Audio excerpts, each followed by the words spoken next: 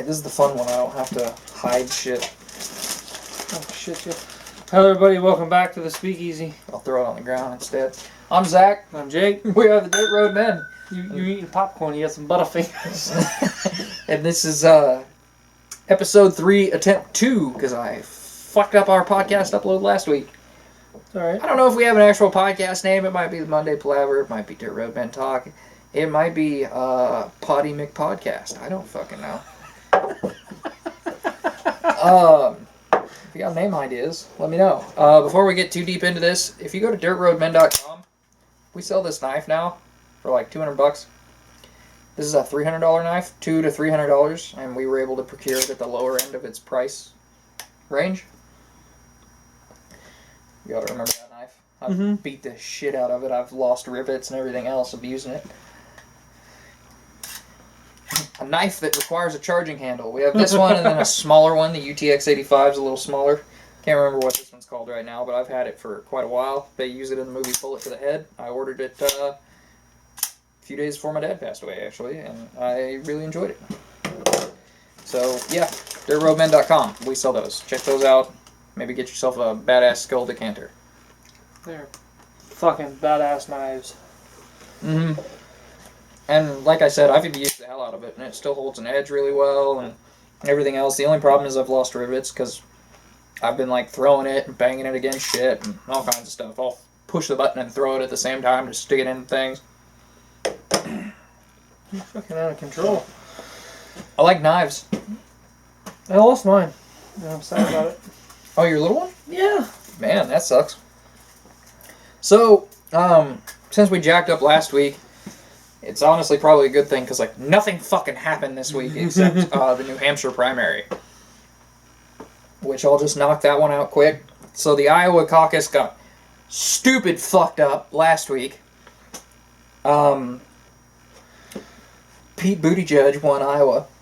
I don't know how to fucking say his name, so I'm stealing that pronunciation from Sticks, Axe, and Hammer. Okay. He's a pretty good political analyst.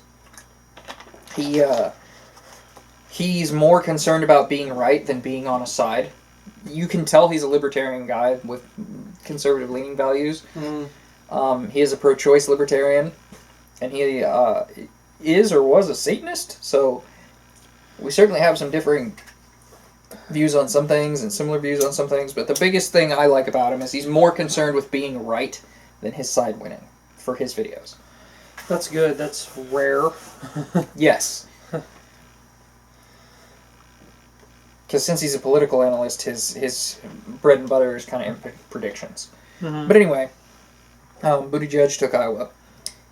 Bernie Sanders barely edged out Buttigieg in Buttigieg, I think is how you pronounce it, in New Hampshire by like a percentage point maybe. Wow. Here's what's interesting though. Biden has nationally been the front runner the entire time, and he's been like 3rd, 4th, and 5th in these races. He is falling way behind. Now, we talked about Bloomberg earlier this week. He hasn't been able to run in any of these states yet. Okay. But he's dedicating all his resources to Super Tuesday in March, which is when a whole bunch of states have theirs in the same day. So that really solidifies who the front runner is. Right now, it's neck and neck between Sanders and Buttigieg, because even though Sanders won New Hampshire, Buttigieg won Iowa, but Buttigieg is one delegate ahead so far. So he's closer to the nomination by one delegate, even though Bernie Sanders is closer in overall votes. Okay. Which, y'all are about to elect an old-ass Democratic Socialist to run. And you think this 80-year-old with heart problems is going to be able to stand up to Donald Trump? I think you're a little nuts. One thing I will give Bernie is he's been consistent his whole life. He's always been a dirty fucking commie. Yeah. Now, I did hear a decent argument against consistency. If you're too consistent, that means you haven't grown. Fair. You should probably change your mind on some issues. Abortion is one where I've flown all over that map. Yeah. because there's a lot of good arguments in a lot of different spaces. Mm-hmm. And it's really murky water. Now, me personally, knowing that it's murky water, I tend to err on the side of not murdering babies. Like, well, if I'm wrong and I land on this side, then we just murdered some babies. But if I'm wrong and I land on this side, we erred on the side of not murdering babies. So, yeah, that's a fine way to put it. yeah. But, you know, I've flexed on that issue over the history of this channel, even all over the place. Same. It's a rough one. But you would think he would change some opinions. Now, you can actually see his opinion has changed on immigration, because one of the things he talked about, I think Steven Crowder maybe it was, that showed some video from like 2012 or 2014 even, where he was talking about, no, we've got to be more careful on immigration, especially if we're going to expand these social programs. And then now he's gone with the Democratic mainstream idea on immigration, which is just open those bitches. I don't even think it's so much as open those bitches as Donald Trump's actually trying to follow through with what we've been trying to accomplish, or saying we've been trying to accomplish, for like the last 40, 50 years. Mm-hmm. And we hate him so much. Yeah, as a country anyway. I don't think we do, though. His approval rating by Gallup, who is not exactly on his side, hit 49% last week. Oh, wow. That's up there for him. And then when you consider that incumbents already run on one hell of a curve, I did see one political analyst, I think it was the Rageaholic, who actually was a poli-sci major in college. I didn't know that. Okay. You remember who the Rageaholic is, don't you? Yes. He's hilarious. He is. He's great. He... Want the popcorn? Oh, yeah. That shit's great. He pointed out that no incumbent president has ever lost with economic stats half as good as Trump's. Wow. Every single president that didn't get a second term had economic turmoil going on. Mm. So, something to be said for that. Other than the ones that, you know, fucking died. Yeah. But,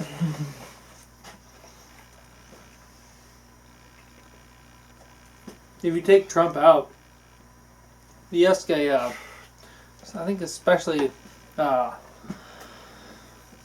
Dems and the left, worst president in their lifetime, a lot of them are going to say Bush Jr. mm-hmm. W.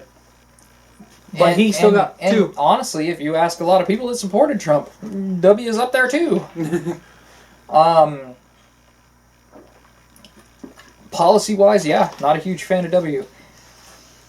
I don't blame him so much for Iraq, because I remember the public opinion swinging in his favor at the time, and then all of a sudden they were like, oh, we didn't find him, and then everybody was like, fuck that guy, and I'm like, weren't you guys just like 2 months ago all in favor of this? Like, you know what, if there's even a chance, we should do this. I did learn something just the other day, or maybe even this morning, about Iraq.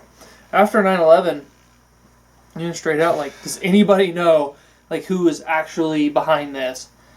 Like, all the countries, you know, Iran, Syria, all those guys over there said, no, that's fucked up. Except for Saddam. He goes, you had it coming. Yeah. And we were like, fine. I'm going to dry my dick and then shove it in your ass. You poked the warmonger. And he's going to go John Bolton on your face. Now, I talked about John Bolton last week too, so that's not on there. John Bolton, never served, but seems to get off on the idea of war. Mm-hmm. I totally understand I don't know if I should say understand. I can understand the idea of being more pro-war if you served, or anti-war if you served. Yeah. I think you have a lot more room to opine if you served. But he didn't. Anyway, yeah, Patriot Act is the biggest reason that I have a major problem with George Bush. Mm-hmm. Trump re-signed that. Big gripe for me. Oh, yeah. I just spend a whole lot of time in defense mode with the guy because so many people, like, freak out about the decent shit that he does or things that really aren't that bad at all. Like, he signed into law. It is now a felony for animal abuse. Yeah, I know a lot of people are probably happy about that. Libertarians maybe less so, but I have a soft spot for punishing the shit out of people that abuse their animals.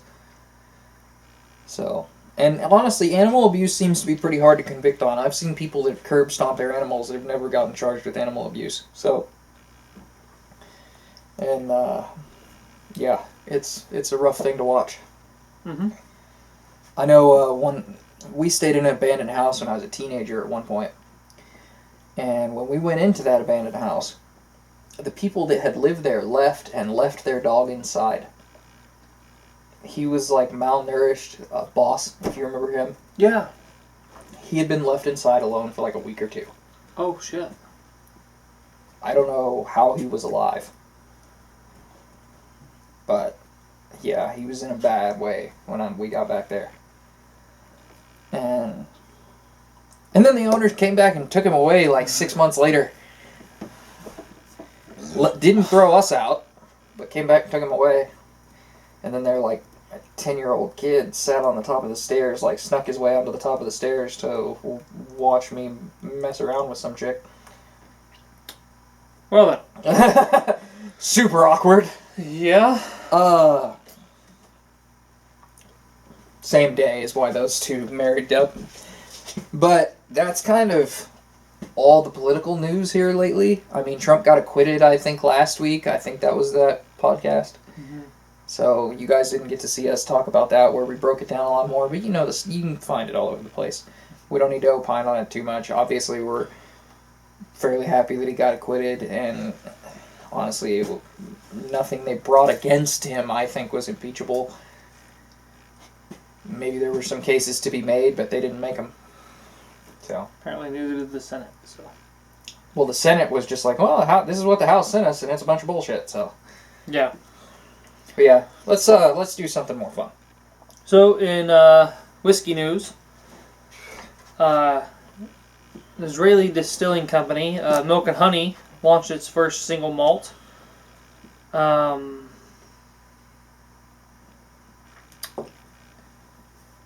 Hold on. Yep, they launched their first single malt. They were founded in 2012. They're very successful with their young spirits. They would not call them whiskeys, even though I'm pretty sure they were able to. Some of them. I'm sure they also release like gin or something else as well. Oh, yeah, possibly. A lot of places start with gin. J. Rieger, also Jewish company, makes a gin that is the first gin that I tasted besides Bombay Sapphire that I was like, I would drink this. Says the guy that has a 2-year-old bottle of Bombay Sapphire in his cabinet. That much out of it. For one video that we shot here. First video we shot here, actually. It was. Fun time. You should check that out. Yeah. Only, if I remember, probably won't, because these are super long and I don't watch the whole thing before I do it. I'll link it in the description. So they're releasing their first real whiskey, as they say. It's a 3-year-old single malt, and they called it the classic single malt. 3 years old. They spent a lot of time perfecting that. Yeah. And I mean that means that they spent 4 years figuring out how to get it right before they aged it to where they wanted to release it. I'm not shitting on them for only aging it for 3 years. They're holding them. They're the only distillery in Israel. They're holding themselves to standard Scotch, like Scotch standards, I guess. Oh, nice. Correct way to word that. Scotch from the Middle East. I bet that age is quick. I bet 3 years is probably like 10 to 12. Plus, I wonder, if it'll have some like gunpowder notes.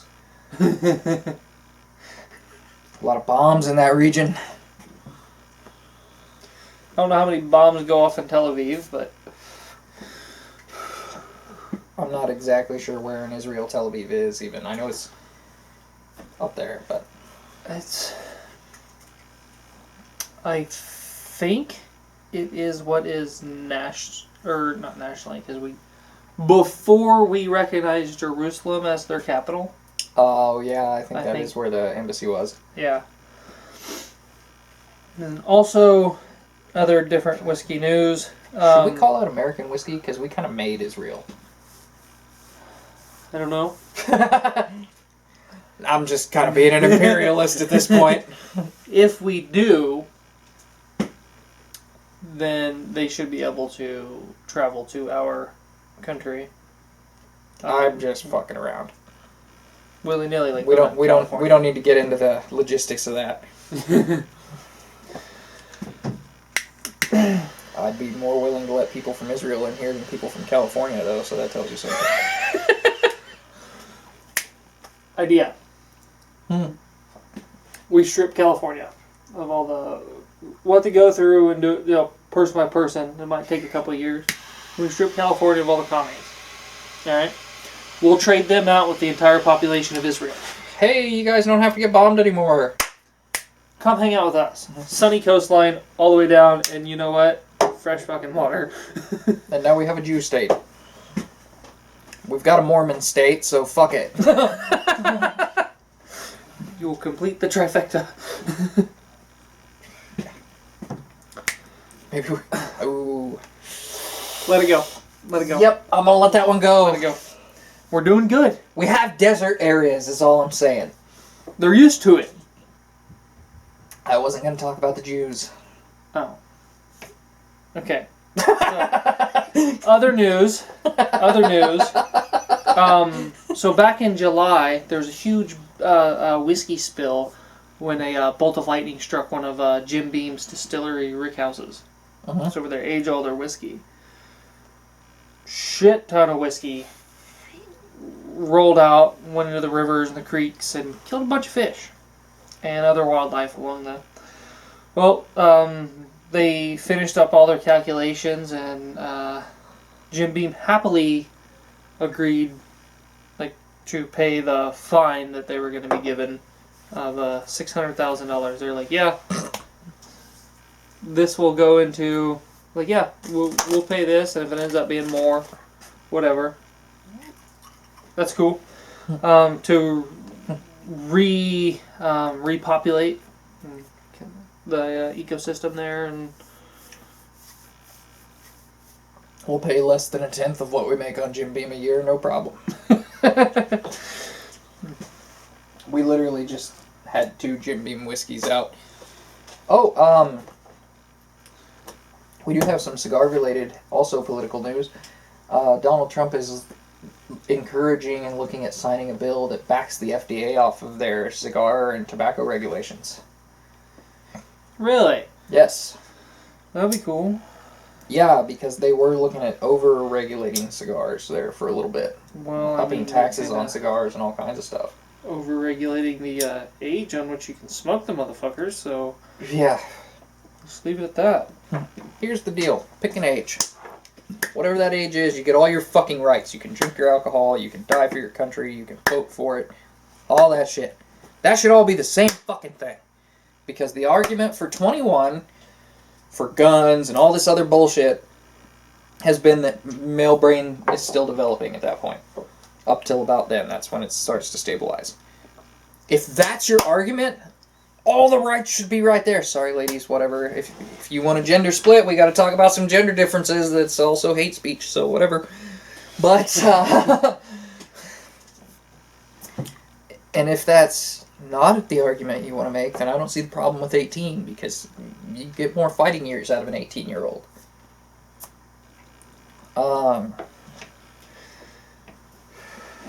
Yeah. Yeah. That's kind of the synopsis of my opinion on that whole bullshit. Even... I'm all for just... you're 18, you're legally classified as an adult. You can go and you can fight and die for your country. But You can't. You can buy a long gun at 18. You can't buy a handgun. Not in all states anymore. Some states have moved the long gun age up to 21. Really?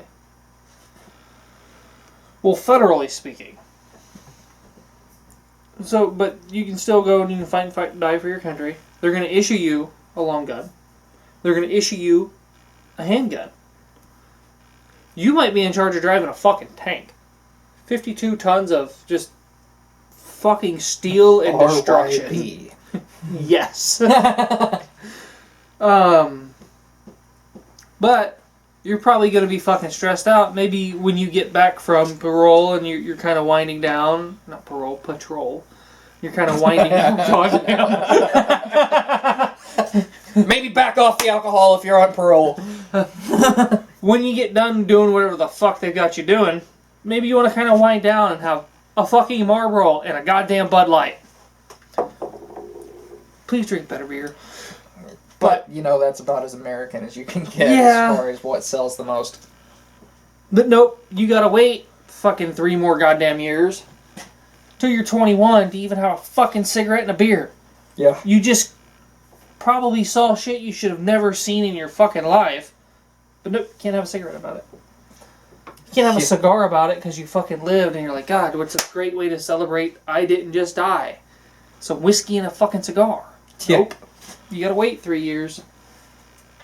Now, granted, I think in practice, if you manage to get some contraband cigars and you just damn near got blown up, your commanding officer is probably not going to turn your ass in for that. But legally speaking is the issue here, because that means they could. And maybe your CO don't like you too much. Maybe you get injured and you get discharged on a medical and you come home and you want to go to a bar with your dad or your brother or something. And I'm going to have the fucking chicken strips and a Coke. This place is bullshit. Remember that one chick I went out with that wasn't even 21 when we started cracking that joke? Take your ass out for some chicken strips. But JT's has good chicken strips. They do. Yeah. You had another one that you didn't bring up here. February 5th, movie legend and actor. I wasn't Kirk, it, but this is big too. That was the other one I had on the thing. Oh. Kirk Douglas passed away.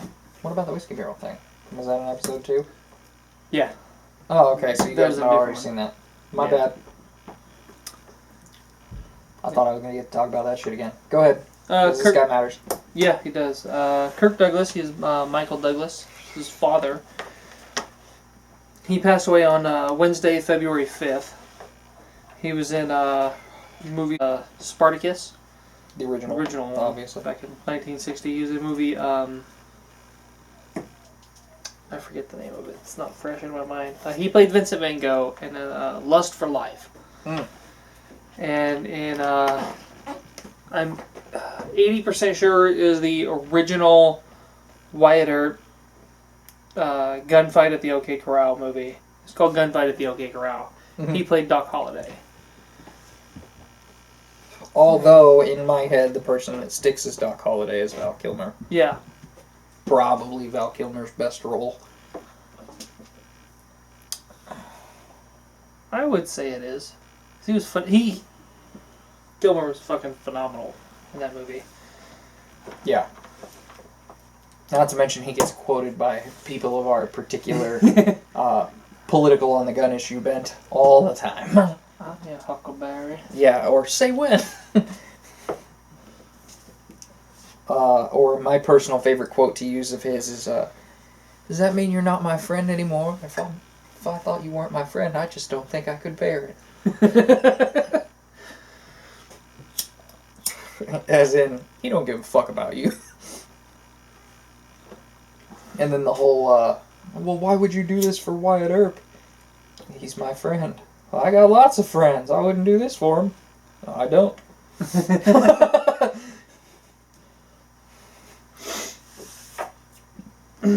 But, yeah, that's rough. And Michael Douglas is pretty up there. So Kirk Douglas lived to be quite an old age, really. 103. Whew. That's a lot of years. It is. That means that guy was born in Wilson's presidency, if I recall. 1917? That would have been Woodrow Wilson, I believe. I believe you're correct. Because suffrage was 1918, wasn't it? That's when women got the vote? Yeah. That was a dumb fucking idea. How did they win? They couldn't vote! How did we lose the vote? They couldn't vote in the vote! It's a joke. Calm down.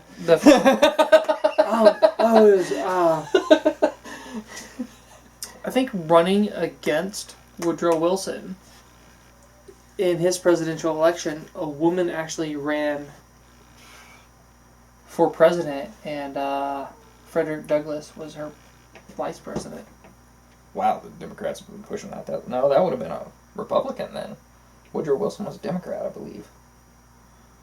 Maybe. I thought that was one of the big... No, man, I thought that was one of the big Democrat rallying cries. Was that they gave women the vote. I think so. I mean, I know Frederick... Yeah, I'm pretty sure Frederick Douglass was a Republican. So... Interesting. Go figure. Yeah, they actually locked her... They arrested her for public disturbances during the entire voting day. That's fucked up. Mm-hmm. Trying to keep people from voting for her. Yeah, yet in Missouri, a dead man won an election once. There was a guy in the State of the Union, I think that was in the one we lost. He was a Missouri representative that had fake $45 bills sticking out of his pocket instead of a pocket square with Donald Trump on them. Solid. You want to have some fun. And by fun, I mean hanging out with some rednecks and drinking beer and four-wheeling and shooting deer. Go to Missouri. Yeah. Just avoid the meth. Yeah. They're like rural. Hit the Lake of the Ozarks up. Even though, you know... Still avoid the meth. Ozark is actually filmed in Georgia, but whatever. It's like that movie about Stull, Kansas, and it was filmed in fucking Georgia. They were like, oh, look, it's Stull, and I get that they had to make the town look a little bigger than 5 houses. Yeah. But it had, like, hills and wicked tall trees and all this stuff, and Stull is flat all around it. The only hill had a church on it. Isn't half of it, like, down? Oh, not all, half of it, all of it. It's rubble. That's what... I wasn't sure if the whole thing was. Yeah. Story I heard of why it's rubble. The guy hooked onto it with like his 80s Chevrolet 4-wheel drive and tugged that bitch. Yeah. It was down to one wall at that point anyway. So. But yeah. I don't think we really have anything else to go over. Been kind of a slow news week. Yeah, we lost some stuff from last week, but I'm not going to sit here and rehash it all. You can find that stuff. I believe this week we have South Carolina primaries, and if Biden doesn't place in there, I think Biden's pretty much done. Dead in the water. Now, there's no Democrats left running that I would honestly vote for.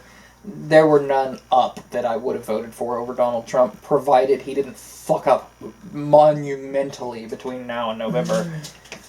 And even then, I probably would have just abstained from voting instead of voting against him.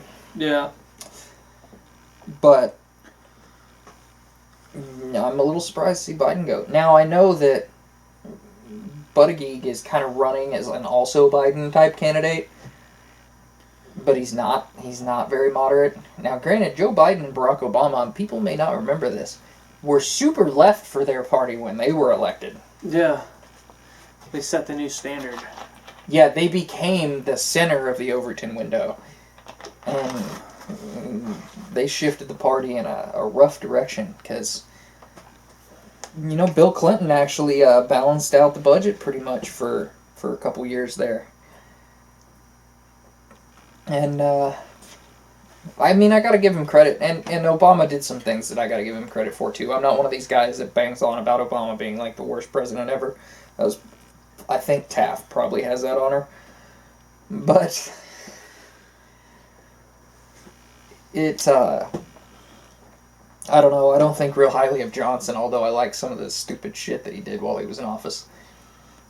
The random whipping out his dick, I think, would be hilarious on the news right now. You want to know how they call me Johnson? BAM! That was your name.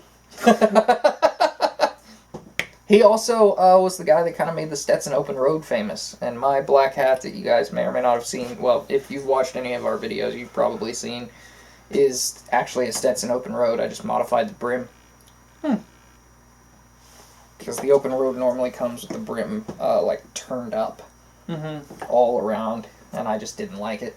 Okay.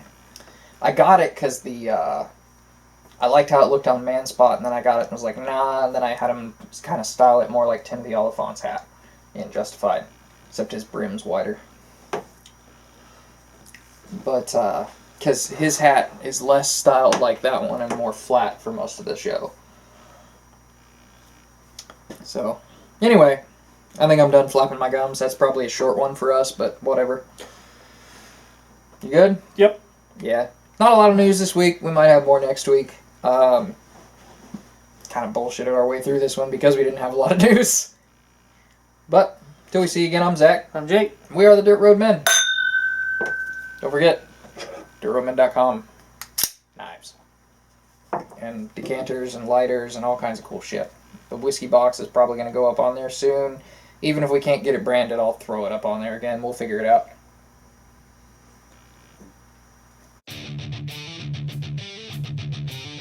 Hey everybody, if you like this video, hit a like or dislike, comment, subscribe, and hit the notification bell.